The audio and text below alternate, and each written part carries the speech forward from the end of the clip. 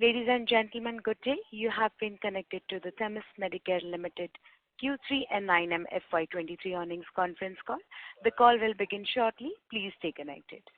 Please note that you have been connected to the Themis Medicare Limited Q3 and 9M FY23 earnings conference call. The call will begin shortly. Please stay connected.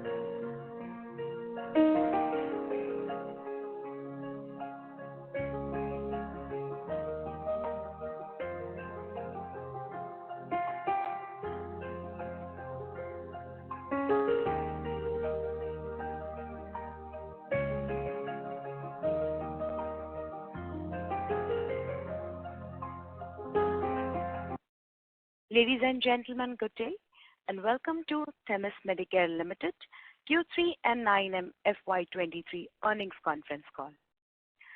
This conference call may contain forward-looking statements about the company, which are based on the beliefs, opinions, and expectations of the company as on date of this call. These statements are not guarantee of future performance and involve risks and uncertainties that are difficult to predict. As a reminder, all participant lines will be in the listen-only mode, and there will be an opportunity for you to ask questions after the presentation concludes.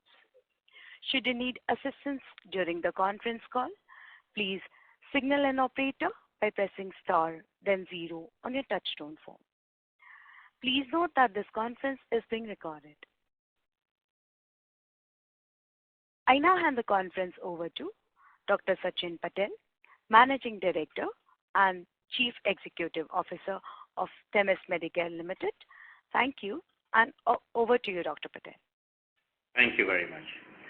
Good afternoon, everyone, and thank you for joining us on this call to discuss the third quarter and 9-month business and financial performance of Themis Medicare. I would like to start from where I left last time. The company continues its strategic focus on hospital business. In this regard, we have started a new division in intensive care in the previous quarter. This division will be fully operational by March, latest 2023. We have already started recruiting a team consisting of personnel with significant prior experience in this area. However, overall, the hospital business will be in line with last year's business. This is to be seen in light of the fact that last year we had about 65 crores of hospital business which was COVID related, which essentially consisted of one-time orders in this segment. Now coming onto the API segment, we have witnessed certain challenges during the third quarter. There was significant increase in the input cost for one of our key APIs during this period. The high cost has significantly impacted on gross margins. This would have in turn led to substantial erosion of profitability. Hence, we took a strategic and conscious decision of reducing production of this API, and we manufactured it only to meet our contractual commitments. This also led to higher material costs in the quarter that just passed by. Of course, process improvement have always been an endeavor for us so that we can achieve better efficiencies. Moving on this path, we have already devised an alternative route for manufacturing the products we just discussed. The production by this route would start by the end of fourth quarter or early next financial year at the latest. Further, currently we have 3 additional APIs in validation which are expected to go into commercial production by Q2, Q3 of the next fiscal. We also have a strong R&D pipeline to follow this. Based on this, we are confident to take 2 exhibit batches per quarter from Q1 of the next fiscal. Ideally, it takes us about 6 months for an exhibit batch or validation batch to reach a commercial launch in the domestic and ROW markets. Now turning to our financial performance for Q3 FY23. We reported about 89 crores in revenues during the quarter, a decline of 6.47% year on year. This decline in revenue is on account of reasons explained earlier. Our EBITDA for the quarter stands at 15.27 crores with an EBITDA margin of 17.2%. PAT for the quarter stood at 13.31 crores as against 12.46 crores in the third quarter of the previous year, a growth of 6.86% year on year. The net profit margin stood at 14.99% and the EPS for this quarter is 14.47. Now for the 9 months, we reported 274 crores in revenues as against 314 crores in the 9 months of the previous year. Our EBITDA for the period stood at 56.97 crores with EBITDA margins at 20.78%. PAT for these 9 months is 48.5 crores and the net profit margin stands at 17.68%. The EPS for the period is 52.71. This is all from my side. I would now like to open the floor for questions and answers. Thank you very much, sir. We will now begin the question and answer session. Anyone who wishes to ask a question may press star and 1 on their touch-tone phone. If you wish to remove yourself from the question queue, you may press star and 2. Participants are requested to use handsets while asking a question. Ladies and gentlemen, we will wait for a moment while the question queue assembles.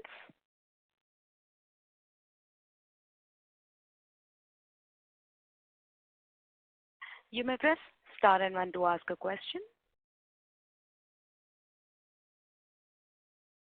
We have the first question from the line of Keshav Garg from Counter Cyclical PMS. Please go ahead. Sir, thank you very much for this opportunity. Sir, just wanted to understand that we have mentioned in our presentation that we are expecting for 35% CAGR on revenue for the next 3 years, which translates into 1,000 crore top line in the next 3 years. But for this year, at best, if we are fortunate, we will be able to meet last year's revenue of 400 crores. So in that case, sir, you think that it's a realistic enough target that we'll be able to reach 1,000 crore top line over the next 3 years? Yeah, Keshav, I think at the start of this year and even during the previous call, we had mentioned that this year we will have an increase in the standalone business that we have, but we had to take into account the close to 65 crores worth of COVID-related revenues that we had last year. Nevertheless, we hope to achieve numbers which are close to last year's numbers that we had. Now, going ahead, we are very much still counting on the fact that we will have a CAGR revenue growth of 35%, for which we have some plans in place.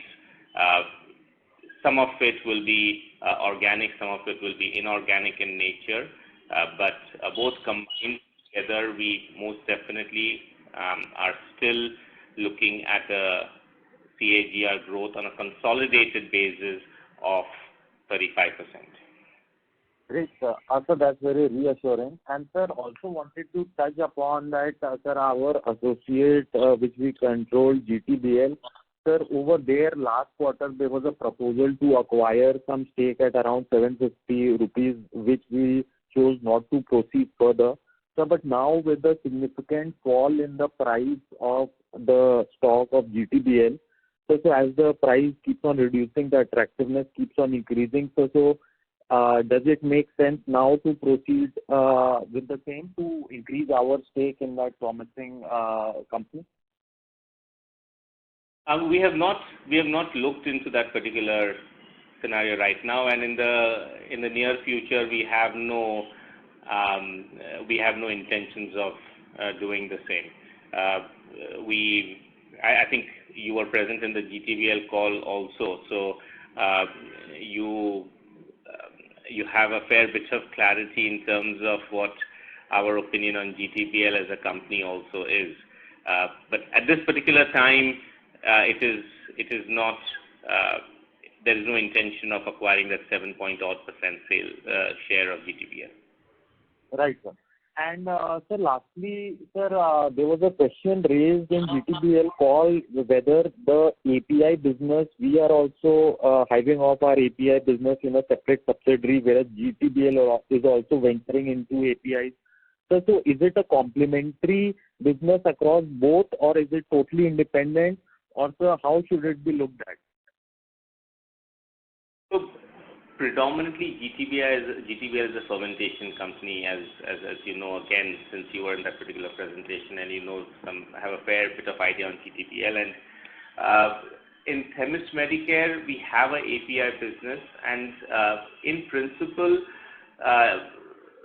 our thought process remains pretty much the same, that API businesses are significantly capital required oriented, which means that we will have to put in significant capex for the API business to grow in the future, which is not the case with a finished dosage form business, especially looking at our vision over here, which is hospital business in India. So one is an OPEX related business, the other one is a CAPEX related business, and we feel that looking at the environment which is there in India and globally, where everyone is looking for Indian API manufacturers, there is a fair bit that we can do with our history and our capabilities in our API business, but this is going to require significant investments going ahead. We may be able to grow by a certain percentage over a year or maybe a bit more than that, but to grow beyond that and achieve the next scale, there is going to be a significant capex which is required, and we are preparing for that, for organic, inorganic growth in the API business by creating this particular subsidiary so that it has the possibility to flourish in the environment that we see right now. Great, sir. And so lastly, wanted to touch upon the significant increase in our receivables as on September ending. Sir, so what is the status of the same now? What is the number at currently as of 31st December or even 31st Jan? So with regards to 31st December, we had significant receivables because there were a few transactions that we had done in Europe for which payments are delayed, but you'll be pleased to know that almost about 60% of it have already been recovered by as an end of January. Great, sir. So thank you very much and best of luck. Thanks. Thank you. The next question is from the line of Rushabh Shah from RBSA Investment Managers. Please go ahead. Hello. Yeah, hi, sir. So we are targeting significant growth, maybe 100 crore plus. So can you just share some roadmap as to how much will it come from new products and how much from existing products? And also on the margin side, you were saying that it's 25% margins we're targeting. And historically, if you look at Themis, well, it has never reached 25%. So is it that the new products will be a 30% plus margin? So please share some thoughts here.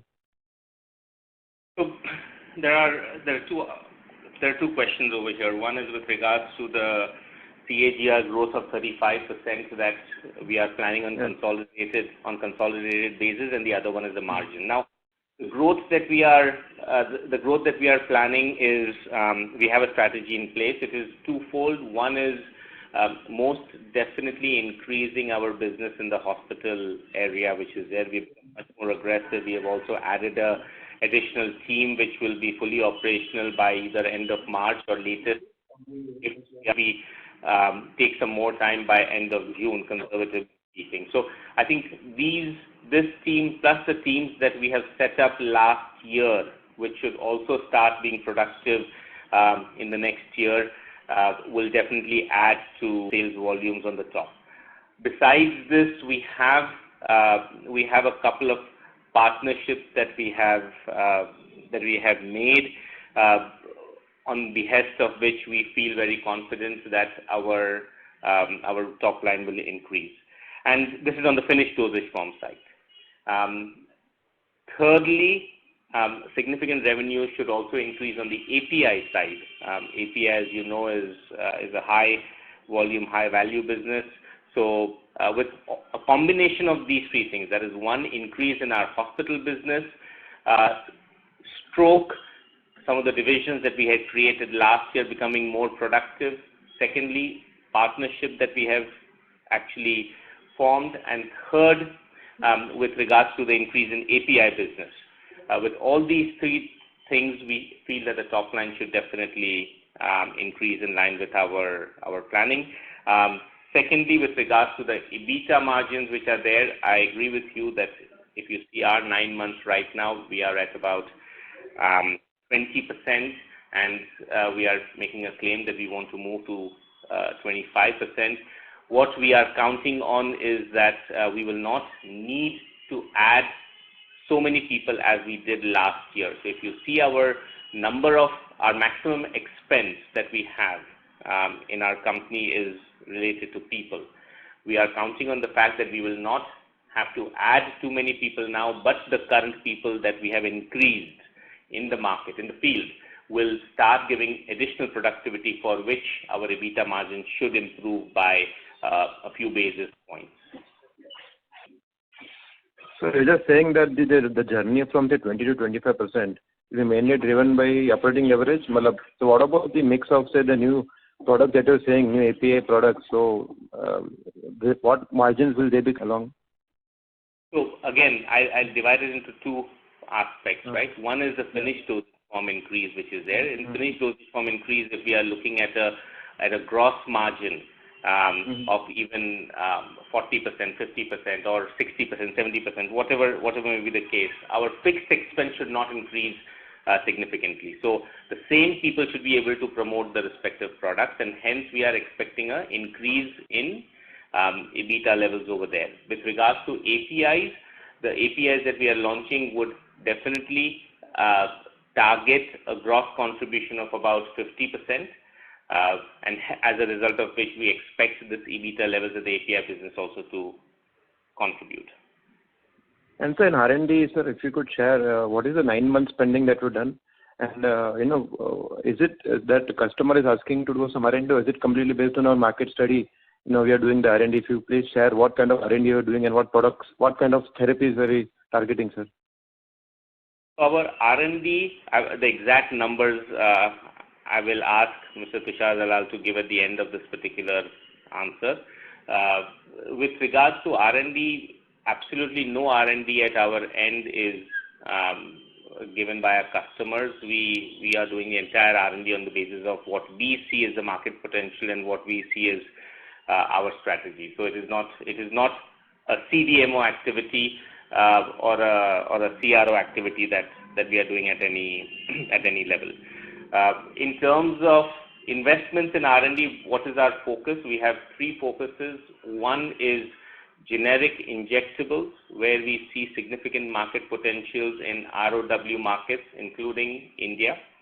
The second is new drug delivery systems, where we feel that we can, and again in the injectable space, because as our focus, our vision is hospitals. So in the injectable space, what can we do whereby we have IP, that is intellectual property, and at the same time significant market which can allow us to enter into the Indian market and other markets where our gross margins can improve significantly from where they are right now.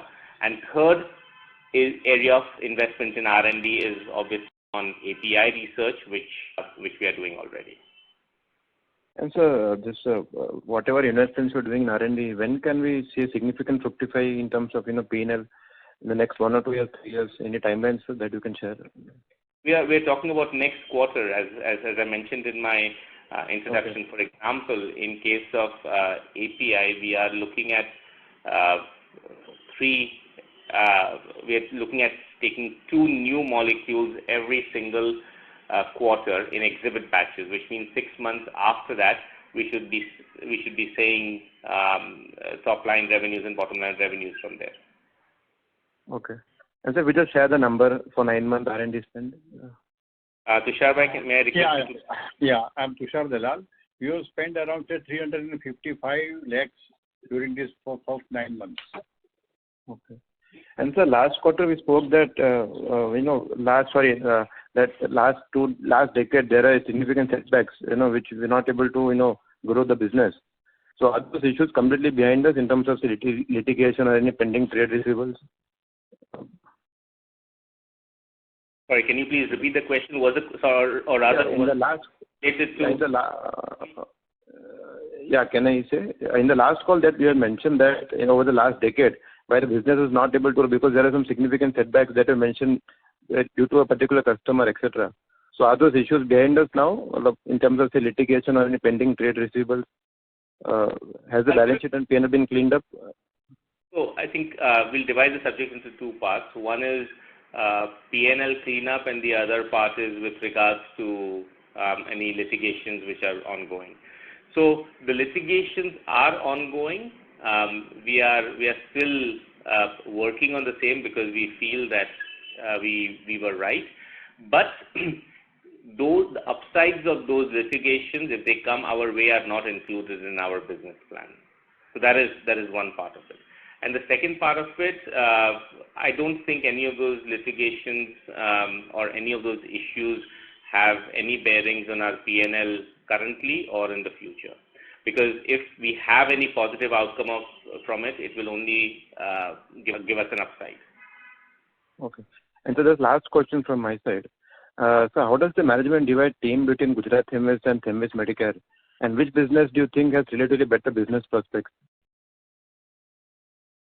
So I think we have an excellent team in Gujarat Themis also under the leadership of Mr. Rajesh Anand, and we have a good team in Themis Medicare also, which has been with the company for a significant number of years, even through some difficult times, and with some very good pedigree. So I think we are well placed in terms of people. I would say not by luck, but by luck and by design. So we are pretty comfortable on that ground. And with regards to which one is a better business, I think both of them are very exciting in its own different way, very different areas that they are focusing, but both of them are extremely exciting. And so just last request, is it possible so that I cannot share numbers, in terms of breakup between tablet, ointments, ampoules, vials, and PFS? We don't share these numbers. Is it possible to share those numbers also, revenue breakup? No, we would not like to put that particular information out. But I think we can. What we have put out is the information in terms of what our vision and what our focus is. What is the amount of business that we are doing on hospitals? What is the business that we are doing on API, and how we want our hospital business to grow quarter on quarter. Okay. And so currently, what is the contribution of top products, say 1 or 2 products currently in the current business? Again, when we are talking about a hospital business, it has a different level of complexity. We are not talking about having one big brand which is there, but significant number of products that are supplied to the hospital. Because as you can imagine, when you enter they want a lot of products. So the idea is to keep everything ready for them to. Of course, it's not as simple as that. There's a lot of other complexities which are associated with it. But it's a different nuance with regard to the business. In terms of API, sir, you have mentioned that simvastatin, fumigaline, and ketamine. So what's the contribution of these three products? Is it possible to share? Not the details in terms of how much how much sales do we have for each of the products. But overall, we can say that traditionally the largest product for us has been simvastatin, and it continues to be. But will it be more than 20% of our top line or less than that? I think our overall API business would be about 35% of our overall business. Okay, fine. Thank you so much. All the best. Thank you. A reminder to all the participants, anyone who wishes to ask a question may press star and one now. The next question is from the line of Anant Shenoy from AS Capital. Please go ahead. Good afternoon, sir. Am I audible? Yes, very clear. Sir, my first question on the investor presentation, we have mentioned API is like a legacy business, and but going by what you are telling now, we have significant plans for scaling up also. So, can you just elaborate what? And you have also mentioned that we are working on alternative strategy for the API business. Can you please elaborate, like how we are planning to scale this up in the API business? Yeah, so you're right. I think for probably a decade or even more, we have considered API as a legacy business. But I think not just for us, but for a lot of companies in India, that changed during COVID. Essentially, what happened at that particular time is that globally everyone wanted China plus one. So a lot of business which was essentially always a China business is now, the world is looking at it very differently. So there's a tremendous opportunity that we saw last year in terms of how to convert this legacy business into something which is really exciting for the future. So what we started off with last year is to create R&D infrastructure for APIs, and I think that was a good call because now we have a pipeline of products that are going to come out every quarter, as I mentioned. As a result of this, of course, we are going to require capacity. Now, certain capacities we already have, but a lot of it we don't have. Now we have, but at the same time we have options. Since the product is ours, since the R&D is done at our end, we have a possibility of using infrastructure of other companies to produce the same and commercialize the same, because we believe that there is enough margin over here for the product that we have developed to produce it even in other facilities and sell this globally. So that is what we meant by alternative capacity. So of course we keep on increasing our capacity, but our R&D output would perhaps be larger than the capacities that we will be creating. That is also in a way a reason why we have actually decided to put this into a subsidiary company, because there will have to be an alternative strategy in terms of how to find means and ways of commercializing our pipeline at a very rapid pace. Okay. Okay, and the second question is about, you mentioned the simvastatin is 35% of the overall sales or API sales? API business is 35% of our overall sales. And simvastatin is like, what is can you talk about concentration risk with simvastatin? Sorry, I could not understand the question. If you could repeat it. In the sense of the API business, how much percentage is simvastatin? Is it significant portion of the API business? It is a significant part of the API business. And in the investor presentation mentioned the capacity utilization, capacity of the API, two facilities of API is around 310 metric ton. So wanted to understand what is the peak sales from that we can achieve with the current API facilities, and after which we need to go for significant expansion. So I'll put it this way, that obviously, when we are writing capacity in terms of metric tons, to translate it into rupees really depends upon what API you are going to manufacture, right? Because one API could be 1,000 rupees a kilo, another API could be 1,00,000 rupees a kilo. So the numbers become quite different depending upon what we decide to produce. But to give a kind of a guesstimate in terms of can go on the basis of the current facilities that we have, I think we should be in a position to achieve anywhere between 250 to 300 rupees turnover from our current API capacities that we have. Okay. 250 to 300 crore per year of API sales. That's right. Okay. And in terms of R&D, in the investor presentation, it is mentioned that, like, if I check the formulations and the API division R&D, the strength in R&D in the API division is much more compared to formulation. So, will it remain this way? Because in the way you are telling initially that we are like spending more on formulations and investing in the marketing and all that, but from a R&D perspective, will it be more towards API, or how do you see that? So both the R&Ds have very different characteristics, right? API and finished dosage form. Now in API, if I want to produce one API, I have to produce 6 intermediates, which means there are, practically speaking, there are 6 products that need to be produced. In finished dosage form, when I want to produce one product, I have to produce one product. So that is a big differentiator between API and finished dosage form R&D. And in terms of finished dosage form R&D, the maximum cost comes from the clinical studies and the preclinical studies.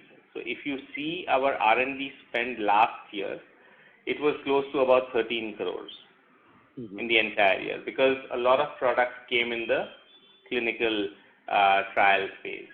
Now this year, so far it's only 4 crores or 3.5 crores in 9 months. But once the finished dosage form comes to a stage whereby we are ready to do animal studies and preclinical studies and human studies, the cost will skyrocket. So it is a bit difficult to compare API R&D costs and people vis-a-vis finished dosage form R&D costs and people, because it comes at the finished dosage form cost comes in a spurt. Okay. So in the next 2-3 years, do you expect that our R&D, since we are like more focusing on the formulations and there we have to spend much more for clinical and animal studies and all that, do you expect this R&D spend from 13 crore to go up significantly in the next 3 years?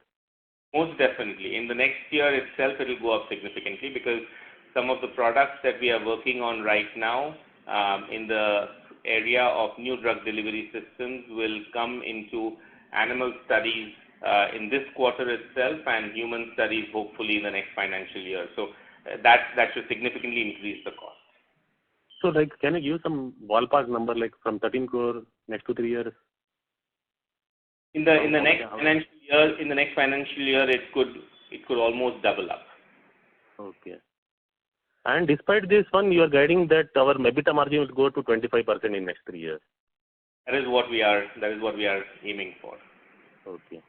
And coming to this formulation division or the hospital division, there are like market leaders like Neon with the full range of products. And whoever I talk to, they are telling that they are sourcing from Neon, the hospital that I know. So, like, what is our strategy here? How do we go with the reduced prices, or how do we compete with someone like Neon or other companies? I think there are, in every single segment that you look at in the Indian market, there are multiple companies, right? So if we want to grow in India, and if we want to go in a respective segment, we have to figure out our strategies in terms of how we are going to go and compete with whoever is there. Mm-hmm.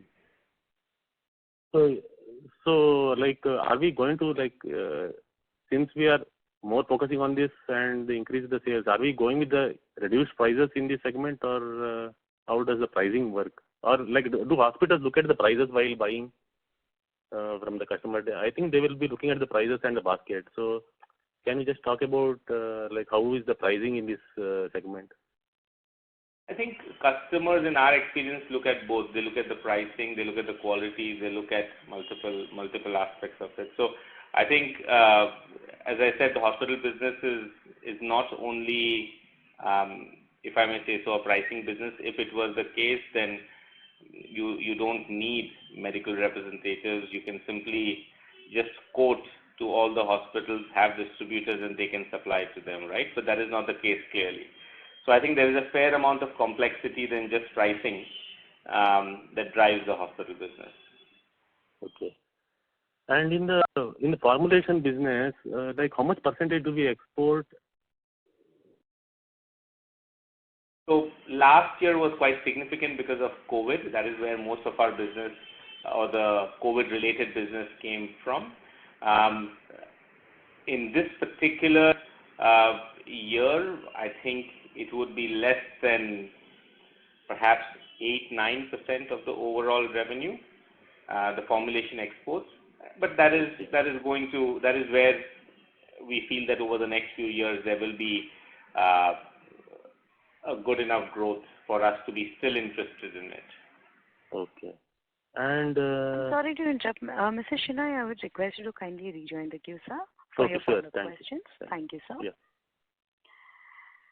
The next question is from the line of Kushal Rughani from HDFC Securities. Please go ahead. Yeah, hi, this is Kushal here. So my question was somewhat related to previous participants only. What is the competitive landscape in the hospital business, and which are the key competitors, and how is the strategy of Themis with the two competitors? I think the hospital business is exciting for a lot of companies, as we have also put it out, with increased number of the Indian population becoming having health insurance. The number of people going to hospitals is going to increase. The number of hospitals are going to increase, and hence it's interesting space. So that is one.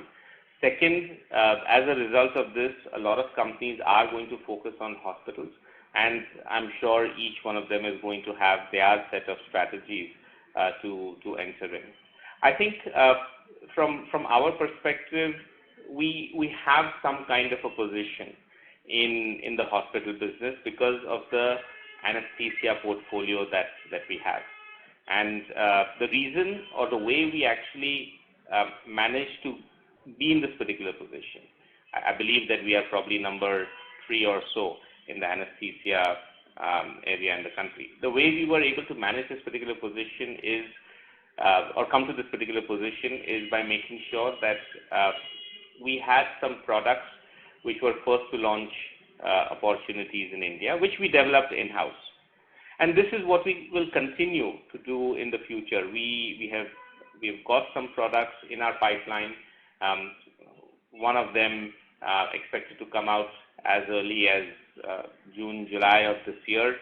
And these are the kind of things that will ensure that our penetration into hospital increases. So it is not just by giving low rates, because we feel that is in contradiction to our overall vision in terms of EBITDA margin aspirations, but it's with new product launches, and at the same time making sure that we have a complete product portfolio of generics too.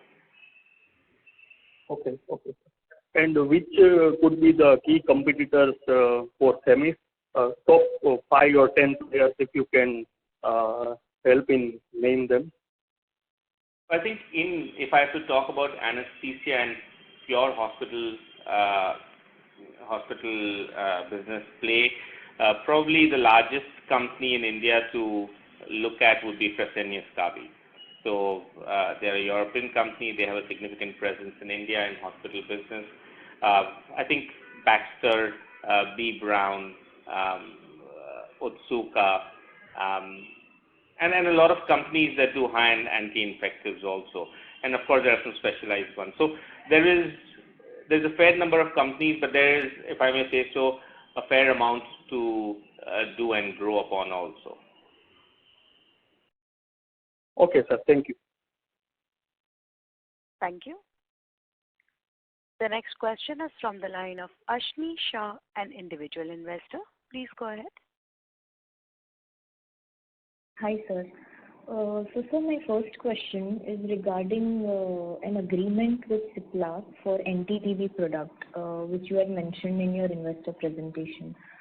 So, what are the developments on this agreement? If you could just share some details about it. Thank you. So, we have put an agreement in place with regards to joint tuberculosis drug development, where one of the new products which has been recently approved by the WHO is included in the development program, whereby we have the manufacturing capabilities, dedicated areas which it requires, and Cipla have the marketing network and the distribution network. So together, we hope that we should also be able to produce this and commercialize this in India and other parts of the world. So we'll see how it goes. The first product has received product approval with the DCGI in India, but it's too early days to figure out how this business will roll out in the future. Okay, sir. And sir, another question. So, are we selling any products related to fermentation in Themis Medicare? In terms of APIs, we are, but we are selling semi-synthetic fermentation-based products, which means the intermediate would be fermentation-based. For example, when you are manufacturing simvastatin, you manufacture from lovastatin. Lovastatin is a fermentation-based intermediate, and simvastatin is a synthetic API, which is produced from that. So that is how we are related to the fermentation section. Okay, sir. Thank you.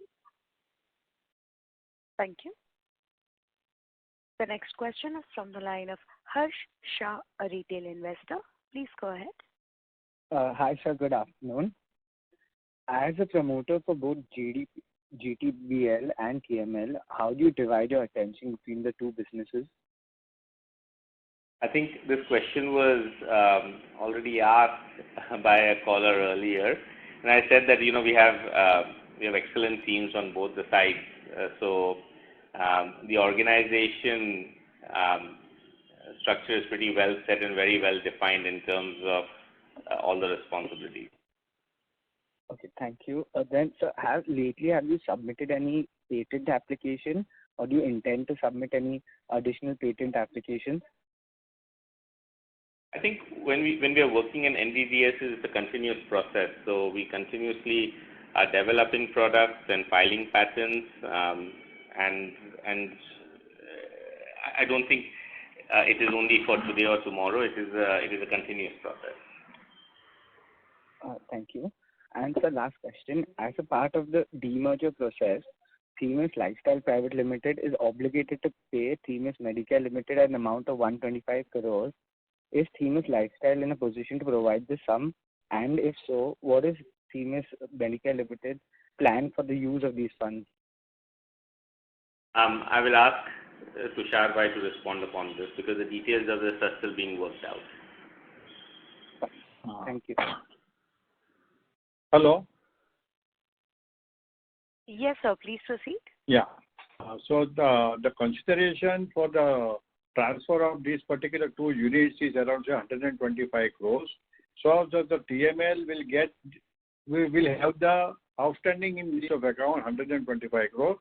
So that that particular company TLPL, Themis Lifestyle, will have to make payment of say 125 crores, and that will be in the form of cash and or the shares certificates. And the Themis will also, being a holding company, will also support to them for this particular activity. Okay. Thank you. Thank you. Before we take the next question, a reminder to all the participants, anyone who wishes to ask a question may press star and one now. The next question is from the line of Joseph Matthew, an individual investor. Please go ahead. Hi, sir. So, if I talk about return on capital employed, ROC, what do you think, according to you, is the target for the ROC by the end of the year? And what is the projected ROC in the future? So can you outline the plan for achieving these goals? Tushar bhai, can you comment on projected ROC for the end of the year?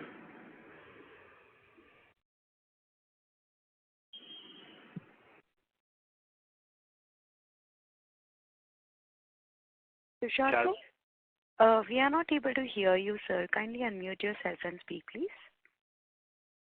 1 minute. 1 minute. Huh? Okay, sir. Okay.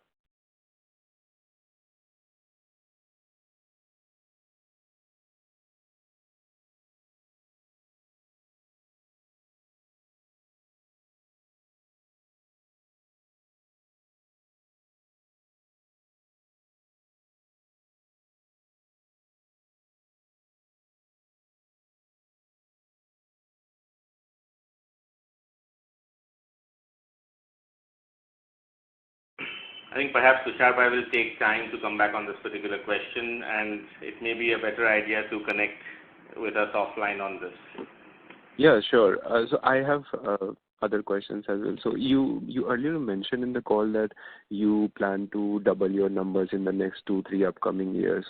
So, as per the outlook in the next 3 years in terms of revenue and net income, how do you think this is going to pan out? Like, what are the strategies, or what are the processes in your business that you're going to follow or implement to achieve these numbers? I think I mentioned this again in a previous question that had come up. Our focus is going to be threefold. We see significant increase in the hospital business, so that part is definitely going to be one contributor to it. The second part is we also see increase in the API business. We see revenues increase over there, so that is going to be a second part of it. And thirdly, some of the partnerships that we have formed and we are in the process of forming, be it the one with Cipla on tuberculosis, or some of the partnerships that we are currently in the process of working on with regards to some of our new drug delivery systems. So I think it will be a combination of all these three things with which we are planning to achieve these numbers. And of course, we are also looking at inorganic opportunities in the hospital area. If those go through, then that will further contribute to this particular increase that we are planning. All right. Thank you so much for the information, and I wish you the very best. Thank you very much. Thank you. We have the follow-up question from the line of Ashni Shah, an individual investor. Please go ahead. So, sir, I just have one follow-up question on the agreement with Cipla. So you mentioned that the agreement with Cipla is regarding the anti-TB API. So Gujarat Themis also has anti-TB product portfolio, and we were also thinking of doing forward integration in Gujarat Themis. So I just wanted to understand, is there any overlapping of products here? No, there is no overlapping of products.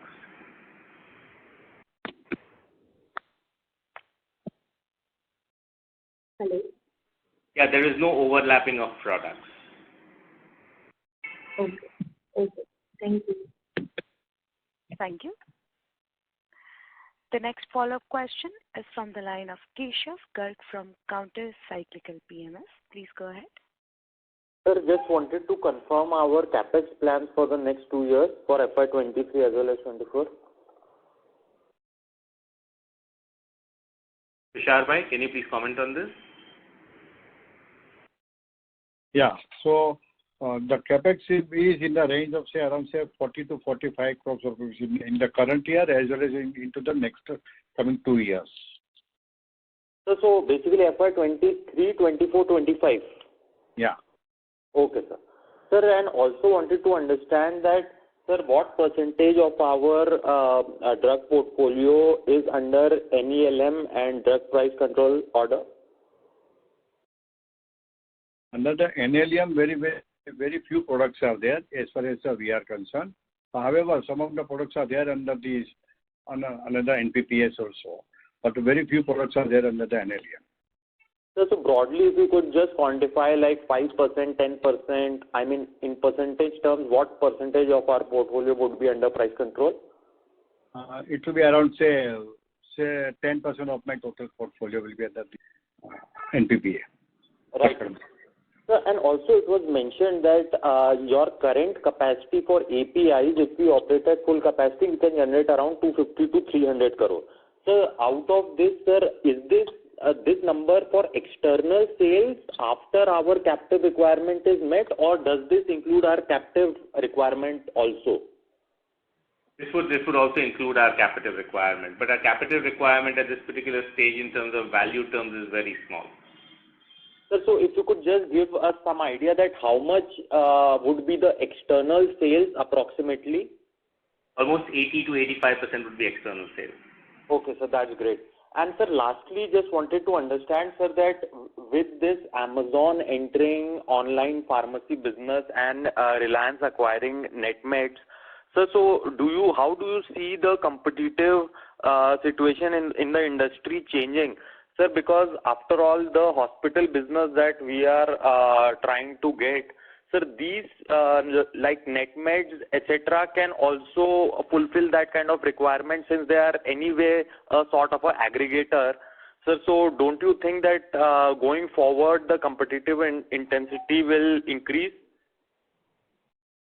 The distribution network and mechanisms in India are changing extremely rapidly every single day. So there is disruption that one can expect for, I think, all industries, not just pharma industry, but all industries.